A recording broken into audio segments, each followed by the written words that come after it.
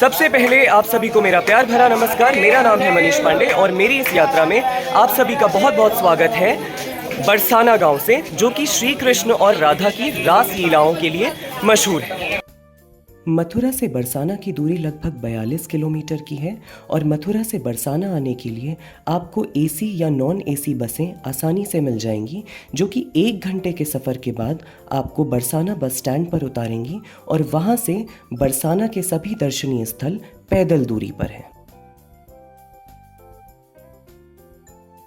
बरसाना में पहला दर्शनीय स्थल है राधा जी के पिता का घर, जहाँ पर हमें राधा जी के माता पिता और उनके भाई के दर्शन होते हैं, राधा जी और कृष्ण भगवान के साथ। राधा रानी के परिवार के दर्शनों के बाद चढ़ाई शुरू होती है ब्रह्माचल पर्वत की पहली चोटी भानगढ़ की, जिस पर राधा रानी का भव्य मंदिर बना हुआ है।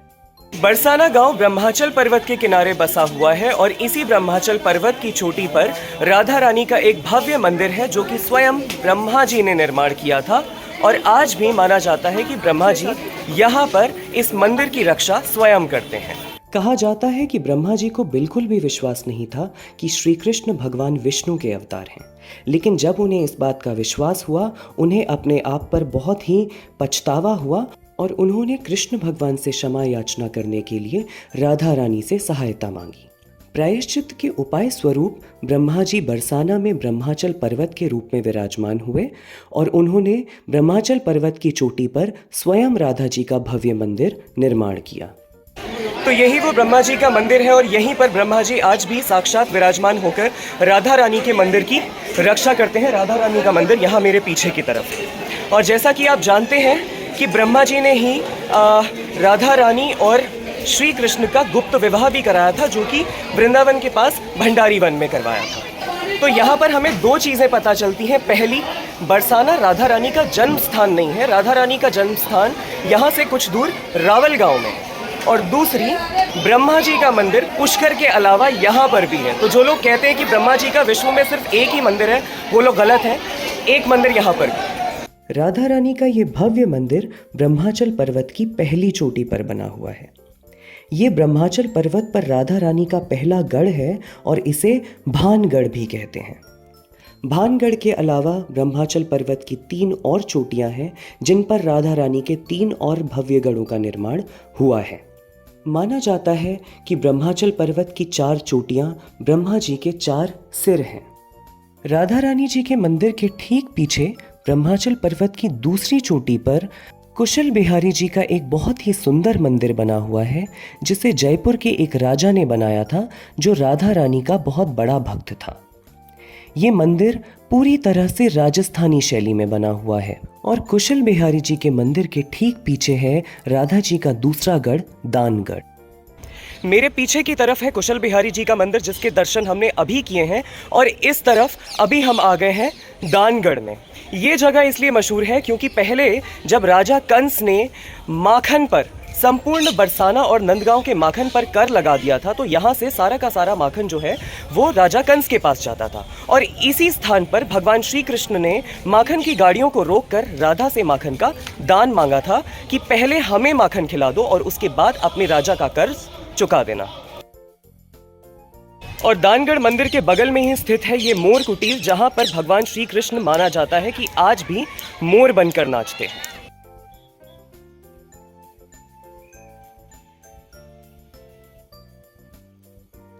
तो ये जो पूरा वन क्षेत्र है, इस वन क्षेत्र को कहते हैं गहवर वन।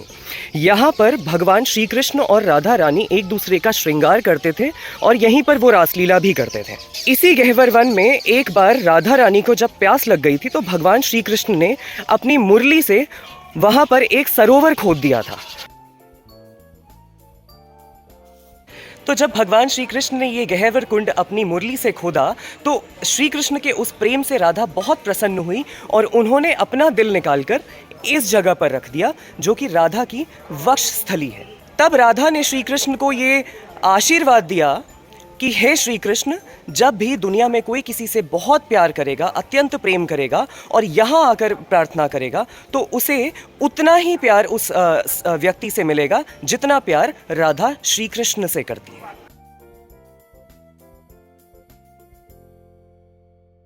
और गह्वर कुंड के ठीक सामने स्थित है मान मंदिर का ये गेट। और ये मान मंदिर याद है तब की जब राधा श्री कृष्ण से नाराज हो गई थी, जब वो मामा कंस का वध करने के लिए मथुरा जा रहे थे।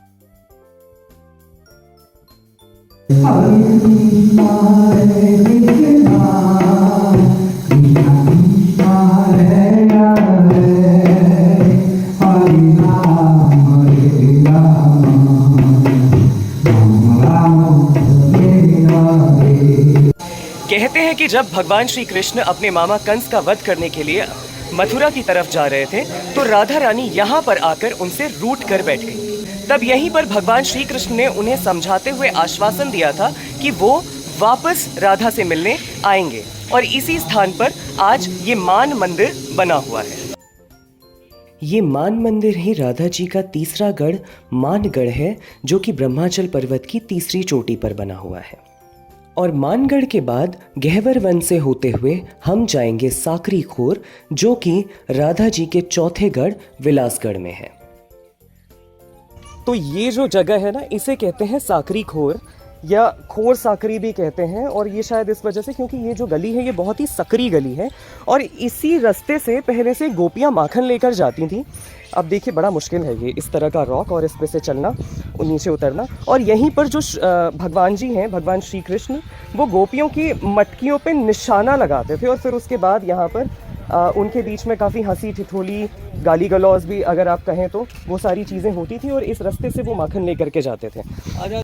और इन्हीं पतली सी साकरी खोर की गलियों के ऊपर यहाँ पर इस चट्टान पर बसा है विलासगढ़ और यहाँ का मंदिर। तो ये 4 गढ़ हैं श्री जी के, राधा जी के, जिनमें से पहला श्री जी का जहाँ पर मंदिर है, राधा जी का बानगढ़। उसके बाद दूसरा हमने दर्शन किए हैं दानगढ़, जहाँ पर भगवान ने राधा जी से माखन का दान मांगा था। तीसरा था मानगढ़, जहाँ पर उन्होंने रुष्ट राधा जी को मनाया था। और चौथा था ये विलासगढ़, जो कि साक्षी है यहाँ पर राधा कृष्ण की रासलीला का। इसी के साथ हमारी बरसाना की यात्रा खत्म होती है और अब हम यहाँ से आगे यात्रा करेंगे नंदगांव की ओर। तो चलिए नंदगांव चलते हैं। बरसाना से नंदगांव मात्र 7 किलोमीटर की ही दूरी पर स्थित है और बरसाना से नंदगांव जाने के लिए हमें कभी भी बड़ी ही आसानी से शेयरिंग या बुकिंग में ऑटोज मिल जाते हैं। अभी दोपहर के लगभग 1 बजने को है और हम इस समय नंदगांव पहुंच चुके हैं। और मेरे पीछे आपको नंद भवन की प्राचीर दिखाई दे रही होगी, तो चलिए चलकर नंद भवन के दर्शन करते हैं। नंदगांव का असली नाम नंदीग्राम है, क्योंकि नंदगांव नंदीश्वर नामक पर्वत की चोटी पर बसाया गया था। श्री कृष्ण के पिता नंद बाबा ने अपने मित्र और राधा जी के पिता महाराज वृषभानु के साथ मिलकर इस गांव को बसाया था। बहुत सारे लोगों को ये डाउट होता है कि श्री कृष्ण तो मथुरा में पैदा हुए थे और उनका पालन पोषण गोकुल में हुआ था, लेकिन गोकुल में वो सिर्फ 2 ही साल रुके, ऐसा मैंने अंदर कथा में सुना। और उसके बाद नंद बाबा ने ये देखकर कि वहाँ पर राक्षसों का आतंक बढ़ गया है, नंद बाबा ने ये नंदगांव बसाया और इस चोटी पर यहाँ पर नंद भवन है। इसके बाद यहाँ पर श्री कृष्ण की बाल लीलाएं हुई और फिर बरसाना में जो रास लीलाएं हुई और उसके बाद वो अपने मामा कंस का वध करने के बाद वृंदावन में रहने लगे। नंद भवन के पास ही ये पावन सरोवर भी है, जिसमें डुबकी लगाकर माना जाता है तीर्थराज प्रयागराज ने भी अपने पापों से मुक्ति पाई थी। भगवान श्री कृष्ण जब अपने ग्वाल बालों के साथ अपनी गायों को चराकर वापस आ रहे होते थे तो उनकी गायें इसी सरोवर पर पानी पीती थीं और ऐसा माना जाता है कि इस सरोवर में नहाकर आपके सारे पाप धुल जाते हैं और आप जीवन मृत्यु के चक्र से मुक्त हो जाते हैं। और पावन सरोवर से 1 किलोमीटर दूर है प्रसिद्ध चरण पहाड़ी का मंदिर, जहां पर भगवान के चरणों की छाप एक चट्टान पर है। तो नंदगांव जो है वो नंदीश्वर नामक पर्वत पर बसा हुआ है और यहाँ पर जब भगवान श्री कृष्ण मुरली बजाते थे तो ये पर्वत पिघलकर मोम बन जाता था। और ऐसे ही एक बार बंसी की धुन में मुग्ध होकर पर्वत पिघला और श्री कृष्ण के पैरों की छाप यहाँ पर जमीन पर पर्वत पर आ गई। ये भगवान का चरण यहाँ बने हुए हैं। पर्वत का नाम है नंदीश्वर पर्वत। शंकर जी का ऊपर कृष्ण भगवान खड़े होकर के छोटे छोटे गैया बछड़ा को, कीटों पतंगों, खगम मुर्गा सबको बुलाए थे। यहाँ पे दक्षिण दिशा को मुँह करके बेलू बजाए। इन बातें सुन करके पत्थर भी पिघल गया, पत्थर में ठाकुर जी का निशानी बन गया। बाएं चरण जो आगे है, दाहिने पैर का अंगूठा पीछे है, लाठी का निशानी है। चरण गंगा इसलिए हुआ, भगवान का नखो कोना से गंगा प्रकट हुई है।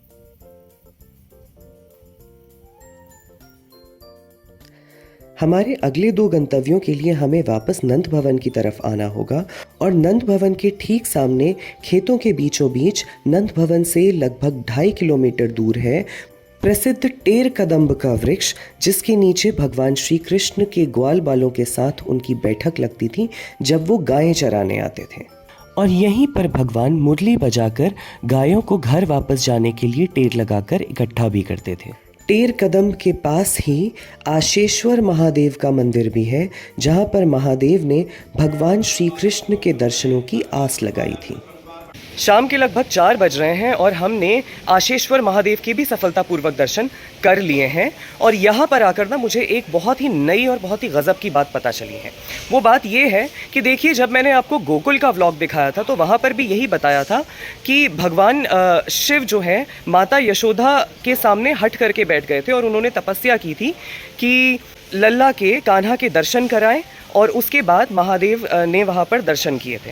वही कहानी यहाँ पर भी है, लेकिन अभी पंडित जी से पूछा तो उन्होंने बताया कि वो वहाँ पर एक कल्प का वर्णन है और यहाँ पर दूसरे कल्प का वर्णन है। तो कल्प का मतलब ये होता है कि उन्होंने बताया कि जैसे ये कलयुग चल रहा है तो ये 28वां कलयुग है।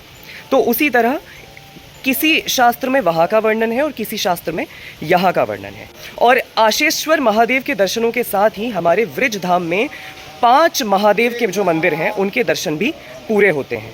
ये 5वां मंदिर है। इससे पहले 4 कौन कौन से हैं वो बताइए मुझे कमेंट में। इस आशेश्वर कुंड का जल प्राकृतिक रूप से पन्ने के समान हरा है और इसमें डुबकी लगाकर भक्तों की आस पूर्ण होती है। और इसी के साथ वृज धाम में हमारी नंदगांव की यात्रा भी समाप्त होती है।